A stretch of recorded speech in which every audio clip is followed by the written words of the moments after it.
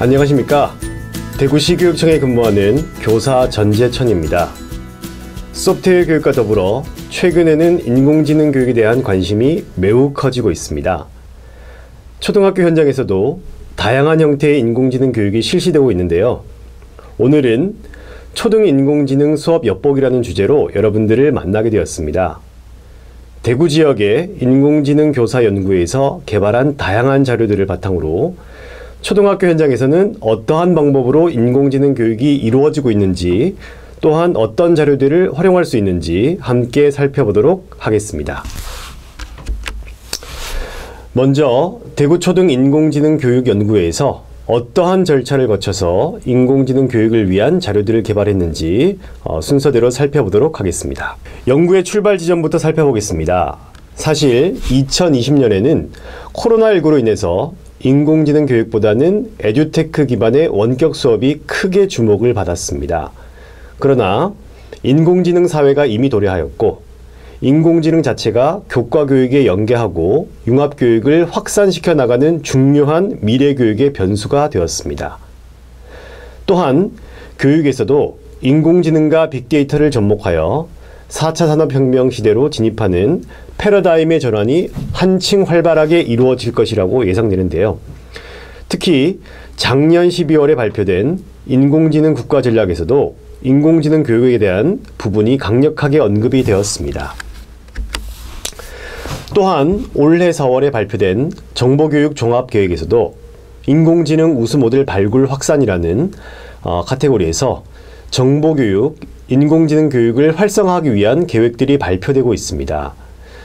그러나 학교 현장의 상황, 특히 코로나19 상황에서 인공지능 교육을 실시하기에는 많은 어려움이 있었던 것도 사실입니다. 또한 학교의 물리적인 환경, 인프라 역시 아직 갈 길이 먼 것 같습니다. 특히 공교육에서 인공지능 학습에 기반이 되는 학습 데이터가 또한 매우 부족한 상황입니다. 그러나 저희 연구에서는 이러한 열악한 상황 속에서 현실적으로 학교 현장에서 당장 내일 사용할 수 있는 그런 교육 프로그램을 개발하는 것을 목표로 하고 또한 연구를 진행했습니다. 연구회는 크게 세 가지 영역으로 운영되었습니다. 인공지능 교육을 위한 수업 모델을 개발하고 이 모델을 기반으로 교수학습 과정안 및 워크시트를 개발합니다. 이러한 개발 자료들을 소프트웨어 교육 선도학교에 적용하는 형태로 연구를 진행했습니다. 세부 추진 내용은 세 가지로 구분됩니다. 첫 번째로는 인공지능 수업 모델, 머신러닝 수업 모델을 개발해서 각 단계별로 기본적인 교수학습 체계를 갖추는 것입니다. 두 번째로는 수업 모델을 기반으로 인공지능 프로그램을 개발하고 적용하는 내용입니다. 대구 연구회에서는 선생님들이 10분으로 상대적으로 좀 많습니다. 지금 소프트웨어 선도학교 중에서 인공지능을 주제로 학교를 운영하시는 선생님들을 회원으로 모셨습니다. 그래서 실제 연구진에서 개발한 교수학습 과정안과 활동지를 그 학교에 적용해서 연구 결과를 도출해 보고자 했습니다. 다음으로는 인공지능 교육 협력 연구 및 확산 단계입니다. 연구회를 운영해보면 연구회 내에서 1년 사업을 운영하고 성과를 공유하고 결과물을 만들고 하는 활동으로 진행되는 경우가 많이 있습니다. 그러나 저희 연구회에서는 이 대학과 소프트웨어 선도학교를 연계해서 인공지능 캠프, 워크숍 등을 운영했습니다. 다음으로는 운영 전략입니다.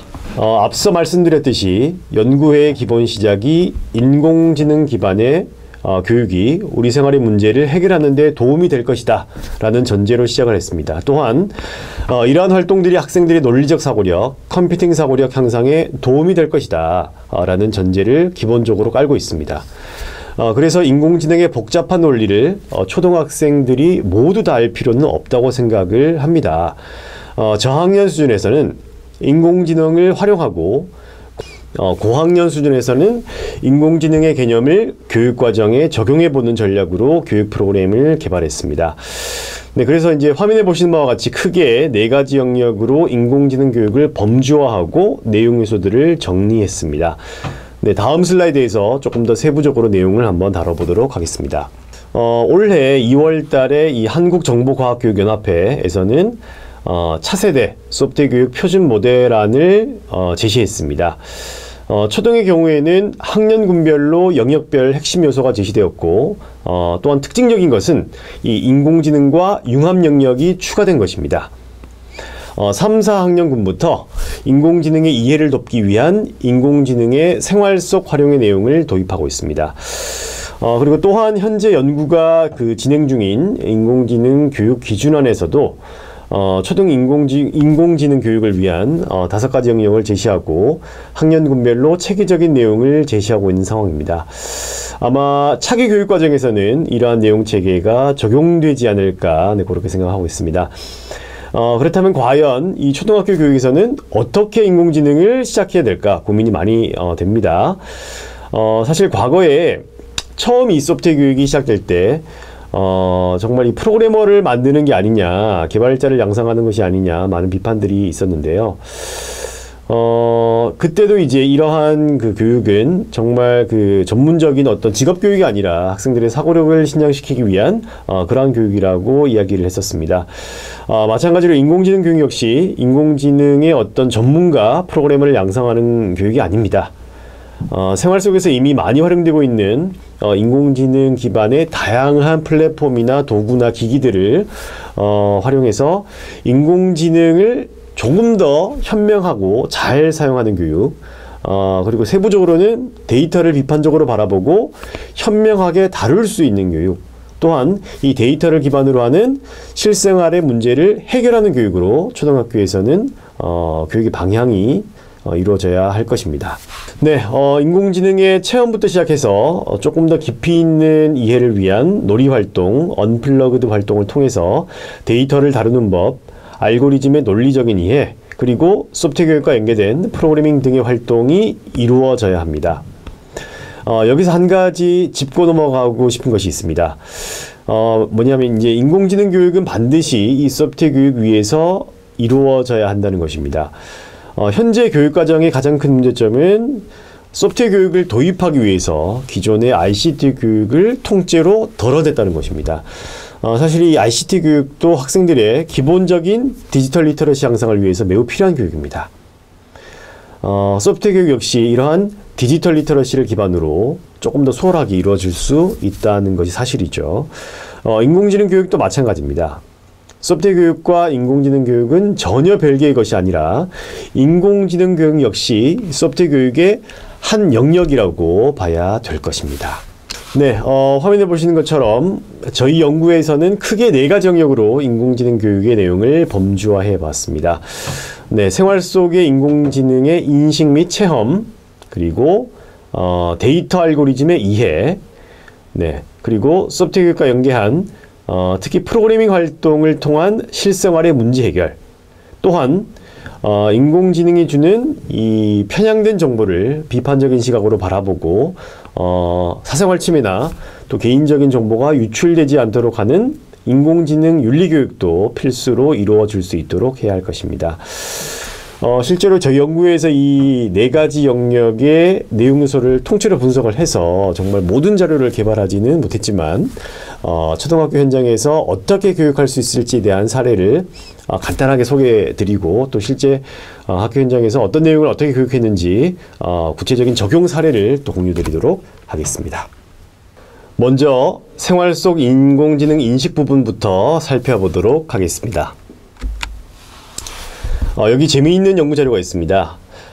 우리 초등학생들이 인공지능이라고 하면 인공지능형 로봇, 일반적으로 말하는 휴머노이드 로봇을 대부분 떠올리고 있습니다. 또한 최근에 많이 활용되고 있는 이 인공지능 스피커 등의 인공지능 기반의 기기들도 많이 이야기를 또 하고 있습니다. 그에 비해서 실제 인공지능의 핵심인 데이터, 알고리즘, 프로그래밍 관련해서는 학생들의 인식이 많이 부족한 것을 알 수가 있습니다. 이 영역에서는 생활 속에서 활용되는 인공지능 기반 기기들의 단순한 활용이 아니라 숨어있는 인공지능의 원리를 설명하는 것이 굉장히 중요합니다. 그리고 그것이 교사의 역할이라고 생각을 합니다. 인공지능이 다양한 이미지를 어떻게 인식하고 어떻게 분류하는지, 또한 자율주행 자동차가 어떤 원리로 움직이는지, 그리고 생활 속에서 이미 광범위하게 사용되고 있는 인공지능 추천 시스템이 어떠한 알고리즘을 기반으로 작동하는지에 대한 실제 활동을 통해서 학생들의 인공지능 리터러시를 향상시킬 수 있습니다. 학생들에게는 이러한 추천 시스템이 왜 편리한지, 이러한 시스템이 어떻게 발전되어 왔는지 공유하고 이야기하는 활동지를 제공할 수 있습니다. 그래서 인공지능이 기존의 이 소프트웨어가 하던 일과 어떤 차별성을 가지는지와, 또한 이 데이터를 기반으로 이루어지는 플랫폼과 기기들의 특징을 이야기할 수가 있습니다. 예를 들어 보겠습니다. 예를 들어서 퀵드로우는 기존의 그림판과 어떤 차이가 있으면서, 또한 다양한 그림들을 어떤 기준으로 판단을 하는지, 그리고 또 데이터를 어떻게 수집해서 가공하는지, 뭐 이런 것들에 대한 내용이 될 것 같습니다. 현재 매우 많이 다뤄지고 있는, 또 이루어지고 있는 인공지능 수업이 있습니다. 인공지능을 활용한 특정 플랫폼 혹은 기기를 활용해서 실시한 인공지능 융합 수업이 되겠습니다. 중고등학교하고는 다르게 초등에서는 이 다양한 형태의 융합 교육이 이루어져야 하고 현재 또 이루어지고 있습니다. 그러나 특히 이제 인공지능에 기반한 그런 기기들, 플랫폼들을 좀 효율적으로, 효과적으로 잘 활용을 한다면 매우 혁신적인 융합 수업을 구성할 수 있을 것 같습니다. 예를 들어서 인공지능 스피커를 이용한 영어 교육인 거죠. 네, 영어 교육. 뭐 예를 들면 발음 교정, 그리고 오토드로우, 퀵드로우를 활용한 데이터 기반의 미술 수업이 하나의 예가 될 수 있을 것입니다. 네, 이런 교육은 초등 인공지능 교육의 범위를 조금 더 확대할 수 있을 것입니다. 왜냐하면 초등학교의 경우에는 인공지능을 위한 수업 시수가 상당히 부족합니다. 현재 이 소프트웨어 교육의 경우에는 초등학교 6년 동안 17시간으로 배정되어 있습니다. 이것은 초등학생들이 입학을 해서 졸업할 때까지 배우는 전체 시수의 약 0.3% 정도라고 합니다. 그래서 이렇게 부족한 시수로 이 소프트웨어 교육을 실시하는 데에도 사실 굉장히 어려움이 많았습니다. 인공지능 교육이 제대로 이루어지기 위해서는 부족한 시수를 융합교육으로 극복할 수 있을 것입니다. 네, 다음은 데이터와 인공지능 알고리즘의 이해 영역이 되겠습니다. 이 영역에서는 인공지능을 경험해보고 체험해봤다면 조금 더 깊이 들어가서 데이터 기반, 그리고 알고리즘 기반으로 인공지능을 한번 이해해보는 활동이라고 볼 수가 있을 것입니다. 사실 데이터 기반의 교육은 과거에 지금 현재도 이루어지고 있습니다. 조사학습이라는 이름으로 초등학교 현장에서 다양한 교과에서 다양한 형태로 이루어져 왔습니다. 이러한 활동들이 인공지능 교육을 통해서 조금 더 체계적인 데이터 수집, 시각화, 이런 활동들을 통해서 학생들이 조금 더 데이터를 자유자재로 좀 다룰 수 있는 그런 학생들로 성장할 수 있을 것입니다. 네, 화면에 보이는 그 몇 가지 플랫폼들은 다양한 형태의 공공 데이터를 제공하고 있습니다. 이러한 플랫폼에서 학생들은 데이터를 수집할 수 있고, 또 수집한 데이터를 기반으로 데이터를 가공하고, 또한 우리 생활 속에서도 데이터를 적용하는 활동을 통해서 매우 많은 문제들이 해결될 수 있습니다. 이러한 절차는 다양한 교과에 긍정적으로 적용될 수 있는 가능성이 많습니다. 실생활의 문제에 한번 적용해보는 예를 들어보도록 하겠습니다. 대구의 특산물은 사과죠. 네. 그래서 왜 대구에서는 사과가 특산물일까? 라는 의문에 단순히 기후나 날씨 때문이다 라고 하는 이러한 단편적인 대답보다는 실제 데이터를 수집하고, 수집한 데이터를 가공하고 시각적으로 표현해보는 활동을 통해서 정말 이 대구의 특산물이 사과가 될 수밖에 없는 그 이유를 찾아보는 활동을 할 수가 있습니다. 그래서 이러한 활동을 통해서 학생들은 데이터를 활용하고 이용하는 역량을 기를 수 있게 됩니다.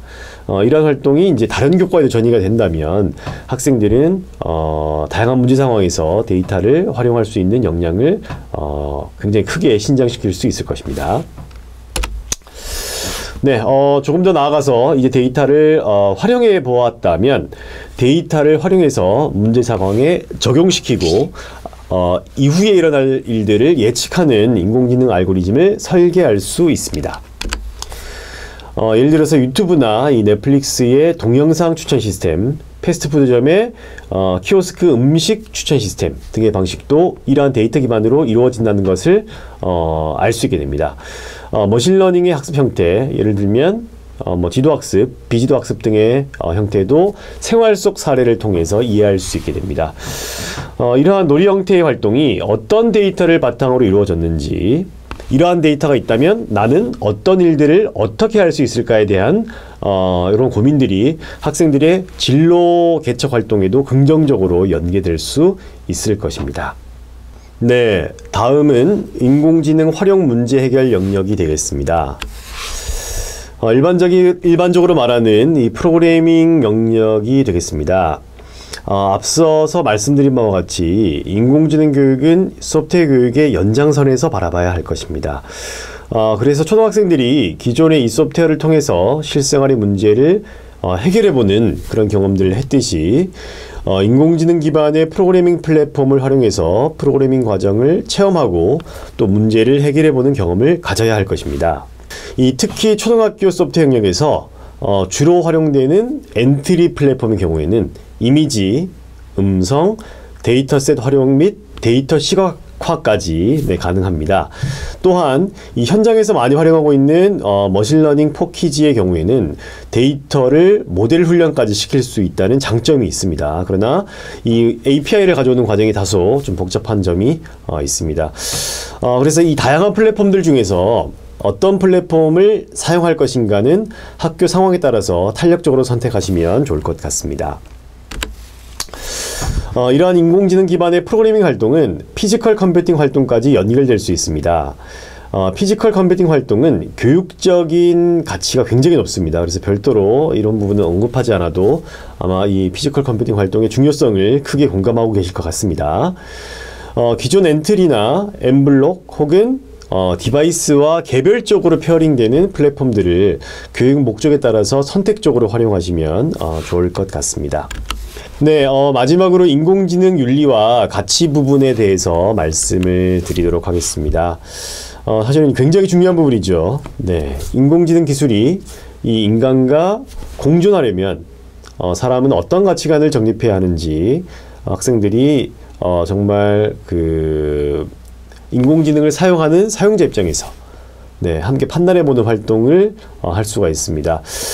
학생들이 이러한 영역에서 인공지능을 어떠한 가치로 어떻게 판단해야 될지 지속적으로 고민해 봐야 되고, 또한 이제 진로교육하고도 연계할 수 있겠습니다. 진로교육과 연계해서 발전된 이러한 기술 사회에서 나는 어떤 진로를 개척할 수 있을지, 이런 부분도 중요한 교육 요소가 될 수 있을 것 같습니다. 참고 자료를 하나 설명드리면 캐리스에서 만든 모두를 위한 인공지능 윤리라는 굉장히 좋은 책이 있습니다. 그래서 이 책에는 초등학교 현장에서 적용해 볼 수 있는 다양한 그런 사례들, 내용들이 수록되어 있습니다. 한번 참고해 보시면 좋을 것 같습니다. 네, 지금까지 말씀드린 교육의 위계를 한번 정리해 보고 또 연구회에서 개발한 자료를 세부적으로 소개해 드리도록 하겠습니다. 올해부터는 이 소프트웨어 선도학교 중에서 인공지능 교육을 주제로 다양한 형태의 교육을 실시하고 있는 학교들이 많이 있습니다. 저희가 이제 말씀드린 4가지 영역은 학년군별로 구분해서 내용을 교육을 했으면 좋겠다라고 제안을 드렸는데, 저학년의 경우에는 인공지능 활용 부분에 초점을 맞추고, 학년이 올라갈수록 이 데이터를 기반으로 하는 알고리즘, 프로그래밍 활동까지 연계될 수가 있습니다. 다만 이 소프트웨어 교육의 시수가 굉장히 부족하다라고 말씀을 드렸는데요. 사실은 그래서 이 소프트웨어 시수와 인공지능을 연계해서 진행하기에는 다소 시간적인 무리가 없지 않아 있을 수 있습니다. 그래서 아까 말씀드린 것처럼 타교과와 융합교육을 해서 진행하는 방법, 혹은 창의적 체험활동 시간을 이용해서 별도의 시수를 확보하는 방법을 추천을 드립니다. 그래서 그렇게 수업을 진행하시면 조금 더 여유 있게 다양한 내용들을 다룰 수 있지 않을까, 그런 생각이 듭니다. 네, 저희 그 연구회에서 개발한 정량적인 산출물을 한번 살펴보도록 하겠습니다. 연구에서는 크게 9종의 프로그램을 개발했습니다. 여기서 말씀드리는 프로그램은 프로그램 안에는 교수학습 지도안 그리고 학생들이 활용할 수 있는 다양한 형태의 워크시트를 포함하고 있습니다. 그래서 앞서 언급한 그 4가지 영역과 관련된 모든 자료들을 개발하면 참 좋을 것 같지만 원래는 좀 활용 가능성이 높은 재미있는 그런 콘텐츠들을 먼저 개발을 해봤고 이어지는 후속 연구에서 추가적인 자료를 개발하면 네, 좋을 것 같습니다. 네, 이 프로그램에 대한 소개는 전용욱 선생님께서 이어서 진행을 하도록 하겠습니다. 감사합니다. 안녕하십니까. 대구 초등 AI교육연구에서 개발하고 적용한 사례를 소개하게 된 대구 한실초등학교 교사 전용욱이라고 합니다. 조금 전에 전재천 선생님께서 말씀하셨다시피 저희 연구에서는 3가지 주제 속에서 9가지 프로그램을 개발하여 적용하였습니다. 각각 주제별로 모두 소개해 드리고 싶지만 시간 관계상 몇 가지만 소개해 드리도록 하겠습니다. 그럼 첫 번째부터 말씀드리겠습니다. 첫 번째 주제는 생활 속 인식과 관련된 수업 사례입니다. 이 주제에서는 저희가 인공지능 체험 4주 프로그램이라고 이름을 짓고 진행을 하였습니다. 총 4주에 걸쳐서 진행을 했고요. 각 주차별로 한 가지의 과목을 연계해서 진행하였습니다. 자, 먼저 1주차에는 인공지능과 함께하는 미술교실이라는 이름으로 미술과 연계 지었습니다. 첫 번째 활동으로 발전하는 인공지능을 알아보기 위해서 미술 작품 속에 들어온 인공지능 사례를 살펴보기 위해 로봇 팔이 그림을 그리는 것과 그다음에 인공지능이 직접 그린 그림을 살펴보면서 학생들과 이야기를 나누었습니다. 그리고 이를 바탕으로 두 번째 활동에서는 학생들이 직접 인공지능과 함께 미술을 그려보는 시간을 가졌습니다. 먼저 피카스라는 앱을 이용해서 사진의 색감이 자동으로 입혀지는 체험을 진행을 했고요. 그 다음 선생님들께서 많이 알고 계시는 퀵드로우와 오토드로우 체험을 진행했습니다. 특히 퀵드로우와 오토드로우 활동을 진행할 때 학생들에게 지금 여러분들이 그리고 있는 그림들이 다른 사람들이 이 활동을 할 때 또 다른 데이터가 돼서 활용이 될 수 있다라고 이야기를 했더니 학생들이 조금 더 진지하게 열심히 참여하는 모습을 볼 수 있었습니다. 자, 그리고 또 다른 게임으로 학생들이 직접 인공지능이 되어서 사람이 그리는 그림을 맞춰 보는 게임도 진행을 했는데요. 잠시 영상 한번 살펴보시겠습니다. 자, 지금 영상을 보시면 아시겠지만 학생들이 자리에 앉아 있고요. 한 명의 학생이 TV에서 그림을 그립니다. 자전거를 그리고 있죠. 그 자전거 그림을 보고 인공지능이 돼서 다른 친구들이 맞추는 게임을 진행했었습니다. 예, 그리고 마지막 세 번째 활동으로 구글 아트 앤 컬처로 작품 만들기 활동을 진행했습니다. 먼저 구글 아트 앤 컬처 체험을 통해서 전 세계의 다양한 미술 작품과 건축물들을 직접 살펴보았고요.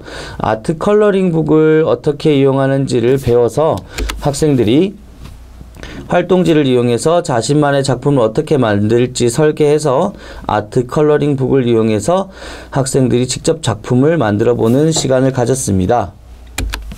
2주차에는 체육과 연계한 인공지능으로 만드는 건강한 나의 몸 활동을 진행하였습니다. 그 첫 번째 활동으로 맥그리거랑 바디 무브먼트 랭귀지라는 앱을 이용해서 자신만의 춤을 만들어 본다든지 그 다음에 행위예술을 해보는 체험을 진행을 했고요. 그 다음에 요새 한창 유행하고 있는 홈 트레이닝을 이용해서 빅데이터와 인공지능의 원리를 이해해보고 라이크핏이라는 앱을 이용해서 직접 학생들이 인공지능 홈트를 체험해보는 시간을 가졌습니다. 자, 3주차에는 실과와 연계한 티처블 머신으로 인공지능 프로그램 만들기를 진행하였습니다. 그 첫 번째 활동으로 오목을 함께 진행해주는 알파오와 오목 대결하기 머신러닝 체험을 진행을 했고요. 두 번째 활동으로는 바로 가위바위보를 구분할 수 있는 티처블 머신의 원리를 이해해보는 활동을 진행을 했습니다. 그리고 세 번째 활동으로는 나만의 인공지능 프로그램을 개발하기라는 활동인데 지금 이 상황에서는 프로그램 만드는 게 목적이 아니라 이런 원리로 만들어지는구나를 이해하는 게 목적이기 때문에 아주 간단한 마스크를 쓰고 벗는다든지 또는 얼굴을 인식한다든지 아니면 동물을 인식한다든지 등의 간단한 프로그램을 만들어서 티처블 머신으로 인공지능 프로그램이 이렇게 만들어지는구나를 이해하는 시간을 가졌습니다. 마지막 4주차입니다. 4주차는 음악과 연계해서 인공지능과 함께하는 음악 교실을 진행을 했는데요. 첫 번째 활동으로 인공지능 스피커를 통해서 인공지능 스피커에서 말이 나오는 원리라든지 이런 것들을 직접 체험해 보았고요. 두 번째 활동으로 AI 듀엣으로 인공지능과 협조하기, 구글 뮤직랩 체험하기, 그 다음에 구글 두들로 작곡하기 활동을 해보았는데 특히 이 구글 두들로 작곡하기 활동에서 학생들이 기본음을 설정을 해서 클릭을 하면 이 인공지능이 화음을 넣어줍니다. 그래서 간단한 음으로 만든 자신의 곡에 화음을 넣어서 굉장히 곡을 풍성하게 만들어주는 역할을 하더라고요. 그래서 선생님들께서도 한번 학생들하고 해보시면 좋을 것 같습니다. 이렇게 4주에 걸쳐서 프로그램을 진행하였습니다. 두 번째 주제는 AI 알고리즘과 관련된 수업 사례입니다. 여기에서는 총 2가지의 프로그램을 소개해 드릴 텐데요. 첫 번째 프로그램은 인공지능이 되어 꽃 분류하기입니다. 이 프로그램은 꽃의 여러 가지 특징을 찾아내고 특징이 비슷한 꽃끼리 묶어 분류하는 활동을 통해서 인공지능의 비지도 학습에 대해서 살펴보았습니다. 구체적인 활동을 보시면 먼저 이미지 검색 앱 사용 경험을 통해 이미지 검색 앱이 그림을 찾아내는 방법에 대해서 학생들과 이야기를 나누어 봅니다. 그리고 이 내용을 바탕으로 인공지능의 비지도 학습까지 같이 살펴보았습니다. 선생님들께서도 잘 아시다시피 비지도 학습이란 인공지능에게 데이터를 제공할 때 분류 기준이나 답을 알려주지 않고 인공지능 스스로 데이터의 특징을 발견하는 방식을 이야기하는 건데요. 실제로 저희 프로그램에서도 학생들에게 꽃을 분류하는 기준을 미리 제시하는 것이 아니라 분류되어 있는 꽃들을 통해서 특징을 파악해서 직접 분류 기준을 찾아보도록 하였습니다. 이 게임을 하기 전에 학생들과 게임하기 전 전략을 세우는 활동을 했습니다. 꽃을 분류할 수 있는 다양한 기준을 찾아보았죠. 그리고 분류 시간, 기준을 알아맞추는 방법, 시간 등의 게임 규칙을 구체적으로 정하였습니다. 여기까지 진행되고 본격적인 꽃 분류 게임을 진행하였는데요. 먼저 학생들을 인간 그룹과 AI 그룹으로 나눕니다. 그리고 인간 그룹이 꽃 카드가 들어있는 상자를 AI 그룹에게 전달합니다.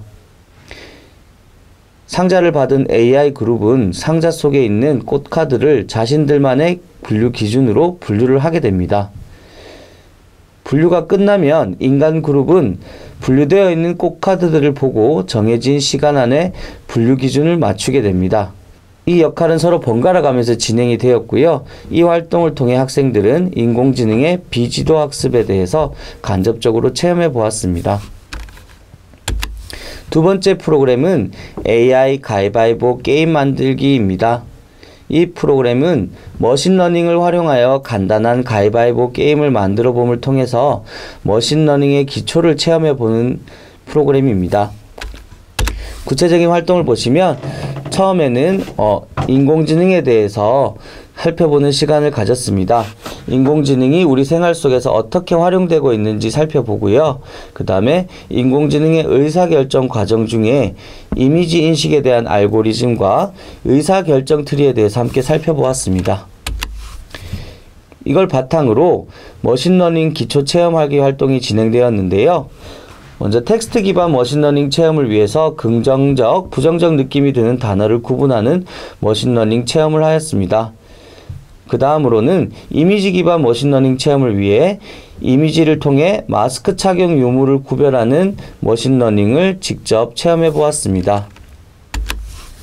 이 두 가지 활동을 바탕으로 학생들이 간단한 가위바위보 알고리즘을 작성해보고 오류를 수정하면서 최종적으로 가위바위보 게임을 만들어서 체험해보는 시간을 가졌습니다. 실제로 이 AI 알고리즘 주제에서는 프로그램의 완성도를 보는 것보다는 학생들이 이 인공지능의 알고리즘을 살펴보는 데 목적을 두었기 때문에 가위바위보 게임이 제대로 이루어지지 않는 경우에는 선생님께서 프로그램을 제시해 주는 경우도 있었습니다. 세 번째 주제는 AI 활용 문제 해결과 관련된 수업 사례입니다. 여기에서는 총 4가지의 프로그램을 소개해 드릴 텐데요. 첫 번째는 얼굴을 인식해요 프로그램입니다. 이 프로그램은 눈, 코, 입의 위치를 인식하고 변화에 따라 표정이 변하는 프로그램을 개발해보는 활동입니다. 구체적으로 스마트폰 얼굴인식 기술 이해하기, 얼굴인식 프로그램 만들기, 얼굴인식 기능으로 만들 수 있는 프로그램 구상하기로 진행이 됩니다. 먼저 스마트폰 잠금 장치 방법에 대해서 학생들과 이야기하면서 스마트폰 얼굴인식 기술에 대해서 함께 이야기를 나눕니다. 그리고 엔트리에서 얼굴인식 프로그래밍을 위해서 비디오 감지 블록을 활용하는 방법에 대해서 익히는 시간을 가지고 이걸 이용해서 간단한 얼굴인식 프로그래밍을 익혀봅니다. 두 번째 활동에서 얼굴인식 프로그램을 직접 만들어 보는데요. 얼굴인식으로 감정, 나이, 성별을 알아볼 수 있는 프로그램을 체험을 해봅니다. 영상을 살펴보시면 학생이 마스크를 끼고 있지만 얼굴을 인식해서 학생의 나이와 성별까지 확인되는 걸 보실 수 있습니다. 이 체험을 하고 난 다음에 학생들이 직접 눈, 코, 입의 위치에 따라 얼굴 모습이 달라지는 프로그램을 프로그래밍 해보는 시간을 가져봅니다. 물론 한 번에 성공하는 친구들이 잘 없기 때문에 계속 실행하고 디버깅, 수정하는 과정을 거쳐야 되겠죠. 그렇게 해서 프로그램이 완성이 되게 되겠습니다. 자, 실제로 학생들이 완성한 프로그램이고요. 예시 링크는 위에 있으니까 보시고 한번 들어가 보셔서 직접 체험해 보셔도 좋을 것 같습니다. 이 학생이 만든 프로그램인데요. 얼굴을 화면에 비추게 되면 학생의 눈, 코, 입의 모양에 따라 표정이 달라 보이게 되는 프로그램을 만든 겁니다. 본인이 만들어 놓고 정말 좋아하더라고요.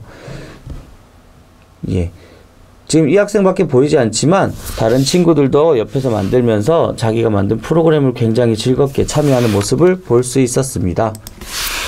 자, 마지막으로 얼굴인식 기능으로 만들 수 있는 프로그램을 직접 구상해 보았습니다. 학생들이 체험해보고 또 만들어 본 프로그램을 통해서 얼굴인식 기술을 이용해서 적용할 분야를 찾아보고 얼굴인식을 적용하여 아이디어를 생각해 보게 한 다음에 이 아이디어를 구체화할 수 있는 시간을 가졌습니다. 그리고 얼굴인식 잠금 해제를 할 수 있는 프로그램에 대한 알고리즘을 만들어 보는 활동까지 진행을 하였습니다. 두 번째 프로그램은 음악을 추천해요 입니다. 이 프로그램은 사용자 나이에 맞는 음악을 재생하는 AI 프로그램을 만들어 보는 것입니다. 구체적인 활동으로 AI를 이용하여 영상이나 상품 추천 사례를 알아보고 엔트리 AI 얼굴인식 기능을 익혀봅니다. 마지막으로 나이에 맞는 음악을 추천하여 재생하는 AI 프로그램을 만들어 보았습니다. 첫 번째 활동으로 AI를 이용하여 영상이나 상품 추천 사례를 알아보았는데요. 유튜브에서 사람마다 추천 영상이 다른 이유를 학생들과 이야기 나눠보고 좌측에 있는 그림을 통해서 사람들마다 시청 기록과 맥락 등이 다를 수 있기 때문에 추천 영상이 다르다는 것을 확인하였습니다. 유튜브 외에도 AI를 활용하여 상품을 추천하는 사례에 대해서 같이 살펴보는 시간이었습니다. 두 번째 활동은 엔트리 AI 얼굴인식 기능을 익혀보는 시간이었습니다. 엔트리 AI 블록 중에서도 이번 시간에 사용할 비디오 감지, 얼굴인식 기능과 관련된 것들을 익혔고요. 특히 다양한 조건에 대한 내용들이 나오기 때문에 엔트리 조건문을 활용하는 방법에 대해서도 함께 익혀보는 시간을 가졌습니다. 이것을 바탕으로 학생들과 활동지를 통해서 프로그램의 알고리즘을 먼저 설계하고 나이에 맞는 음악을 추천하여 재생하는 AI 프로그램을 만들어 보았습니다. 이때 사용하는 음원은 유튜브 무료 음원을 다운받아서 사용하였는데요. 이때 선생님들께서 학생들에게 저작권 교육을 병행해 주시면 좋을 것 같습니다. 이렇게 완성된 음악을 학생들끼리 서로 돌려가면서 프로그램을 체험해보고 재생해보는 시간을 가졌습니다. 이 학생 같은 경우에는 초시계를 추가했는데요. 10초 동안 초시계를 진행해서 얼굴을 인식한 다음에 나이에 맞는 음악 프로그램을 추천해 주었습니다. 잘 보시면 16살이 나오자마자 정색하는 모습을 볼 수 있는데요. 예, 이 뒤에 음악이 나오고 있지만 제가 저작권 문제 때문에 음악을 삭제하였습니다. 자, 혹시 학생들과 이 프로그램을 체험해보고 싶으시다 하면은 위에 있는 링크를 활용하시면 체험하실 수 있습니다. 세 번째는 몸으로 말해요입니다. 이 프로그램은 간단한 제스처를 이해할 수 있는 인공지능 프로그램을 만들어 보는 건데요. 컴퓨터가 사람의 의도를 파악할 수 있는 방법을 알아보고 엔트리 인공지능 블록 사용법을 익힌 뒤 제스처 인식 프로그램을 만들어 보고 체험해 보았습니다. 구체적인 활동으로 컴퓨터가 사람의 의도를 파악할 수 있는 자료의 형태인 이미지와 음성을 살펴보고요. 앞으로 사용될 기술도 추측해 보는 시간을 가졌습니다. 그리고 사람 간의 의사소통 방식인 제스처를 알아보았는데 우리나라뿐만 아니라 외국에서 사용하는 제스처에 대해서도 살펴보았습니다. 두 번째 활동으로 엔트리 인공지능 블록 사용법을 익히는 시간을 가졌는데요. 여기에서는 특히 제스처와 관련된 인공지능 블록 사용법을 익히는데 시간을 투자하였습니다. 사람의 신체 부위 중에 어떤 부위들을 활용할 수 있는지를 살펴보고 각각의 움직임을 테스트해보는 시간이었습니다. 마지막으로 제스처 인식 프로그램을 만들었는데 먼저 엔트리 인공지능 블록에서 프로그램이 판단할 수 있는 제스처를 정하고 이를 바탕으로 프로그램을 만들고 테스트를 해봅니다. 실제로 이 테스트 과정이 굉장히 길었는데요. 이 테스트 과정에서 인식이 잘 되는 신체 부위로 조정해서 학생들이 프로그램을 만들었습니다. 학생이 만든 프로그램을 살펴보시면 이 학생은 왼팔과 오른팔을 인식하고 왼쪽 어깨와 오른쪽 어깨를 인식하도록 했는데 원래 의도는 이 왼팔과 오른팔의 움직임을 통해 엔트리 봇의 모양을 바꾸는 거였는데 하다 보니까 모양을 바꾸는 거는 빼고 이 인식을 하는 거에 집중을 하는 모습을 볼 수 있었습니다. 네 번째 프로그램은 데이터로 살펴보는 코로나19입니다. 이 프로그램은 주어진 데이터를 활용하여 문제를 해결하는 프로그램을 개발해 보는 건데요. 먼저 빅데이터에 대해 살펴보고 코로나19 확진자 현황을 데이터로 분석하는 프로그램을 만들어 보았습니다. 여기서 좀 더 나아가 코로나19에 관한 다양한 분석 결과를 나타내는 프로그램까지 만들어 보았습니다. 구체적으로 살펴보면 첫 번째 빅데이터에 대해서 이야기해 보았는데요. 학생들과 빅데이터가 무엇인지, 그리고 우리 주변에 빅데이터를 활용하는 곳은 어디가 있는지, 그리고 인공지능과 빅데이터는 어떤 관계가 있는지에 대해서 살펴보았고요. 쇼핑이나 배달 앱을 이용해서 빅데이터를 활용한 인공지능의 사례 또한 살펴보았습니다. 두 번째 활동으로는 엔트리에서 제공하는 데이터를 이용해서 코로나19 확진자 현황을 데이터로 분석하는 프로그램을 만들어 보았습니다. 엔트리에서는 총 22가지의 데이터를 제공하고 있는데요. 그 중에서 코로나19와 관련된 데이터를 가지고 와서 학생들과 누적 확진자 현황을 그래프로 만들어 보는 프로그램을 만들었습니다. 실제로 저희 반 같은 경우에는 지금 화면에 보시면 오른쪽에 태블릿에도 프로그램이 되어 있고 왼쪽에 컴퓨터 화면에도 프로그램이 되어 있는 걸 보실 수 있습니다. 저는 학생들에게 프로그래밍 하기 전에 집에서 미리 주제를 주고 학생들 보러 만들어 보도록 얘기를 하고 있습니다. 그리고 만들어 온 걸 가지고 학생들이 직접 다시 프로그래밍 해보고 디버깅 해보는 활동을 진행하고 있는데요. 이렇게 하니까 주어진 시간에 학생들이 고민하는 시간이 많지 많지 않기 때문에 좀 많이 힘들어하는 모습을 볼 수 있었는데, 아무래도 집에서 또는 원격으로 짜투리 시간을 활용하니까 좀 더 많은 고민이 이루어져서 프로그램이 좀 더 잘 짜여진 프로그램을 만들 수 있을 것 같습니다. 자, 세 번째는 학생들이 기존에 만든 걸 바탕으로 코로나19에 관한 다양한 분석 결과를 찾아보는 프로그램을 만들었는데요. 먼저 주어진 데이터에서 분석할 내용을 찾고 기존에 만든 프로그램에서 분석해야 될 내용을 변경해서 프로그램을 만들어보는 시간을 가졌습니다. 그리고 만든 내용을 토대로 빅데이터를 활용한 다양한 활용 분야에 대해서 이야기를 나누어 보았습니다. 실제로 학생이 만든 프로그램을 살펴보시면 누적 확진자 수를 확인을 하는데 점점 상승하는 모습을 볼 수 있으시죠. 예, 이렇게 데이터를 활용해서 뭔가를 현상을 분석할 수 있다는 걸 학생들이 이해하게 되었고요. 이 프로그램을 하고 나서 좀 더 나아가서 학생들이 직접 데이터를 수집하고 활용하는 것부터 해보면 좋지 않을까라는 생각을 가지게 되었습니다. 자, 지금까지 대구 초등 AI 교육 연구회에서 개발, 적용한 사례를 소개해 드렸고요. 긴 시간 동안 들어주셔서 감사합니다.